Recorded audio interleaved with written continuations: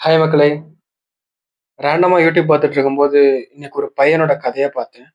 ஒரு பையன், அவனுக்கு பேசுறதுன்னா ரொம்ப பிடிக்கும்.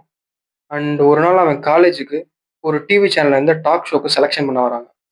எப்படியாச்சும் செலக்ட் ஆயிற மாட்டோமான்னு ஒரு ஆசையோட அவனும் பார்ட்டிசிபேட் பண்றான். பட் அன்பார்ச்சுனேட்டா அவன் ரிஜெக்ட் ஆகுறான். ரொம்ப நிராகரிப்பா ஃபீல் பண்றான். அண்ட் கொஞ்சம் டைம் பாஸ் ஆகுது.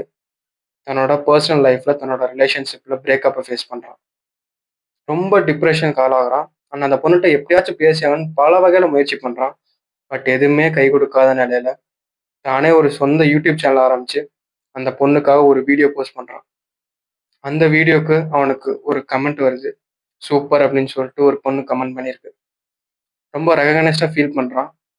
அத தொடர்ந்து டெய்லி கன்சிஸ்டன்சியா, கன்டினியூஸா ஒரு வீடியோ போஸ்ட் பண்றான்.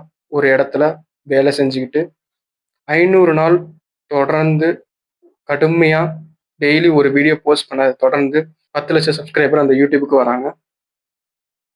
அண்ட் எந்த பையனோட பேச்சு நிராகரிக்கப்பட்டதோ, அந்த பையனோட பேச்ச பார்க்க இன்னைக்கு கிட்டத்தட்ட 70,00,000 சப்ஸ்கிரைபர் அந்த யூடியூப் சேனலுக்கு இருக்காங்க. அது வேற யாரும் இல்ல. நம்ம மதன் கௌரி அண்ணா தான். Truly he is a big inspiration to many of the YouTubers. Even எனக்குமே அவர் மிகப்பெரிய இன்ஸ்பிரேஷன். நம்மளோட பேஷன் எதுவா இருந்தாலும் அத நோக்கி ஓடும்போது, கண்டிப்பா நமக்கான ரெகக்னிஷன் என்னைக்காச்சும் ஒரு நாள் கிடைக்கும் அப்படின்றதுக்கு மதன் கௌரி அண்ணா ஒரு பெரிய example. Follow your fashion until you achieve it.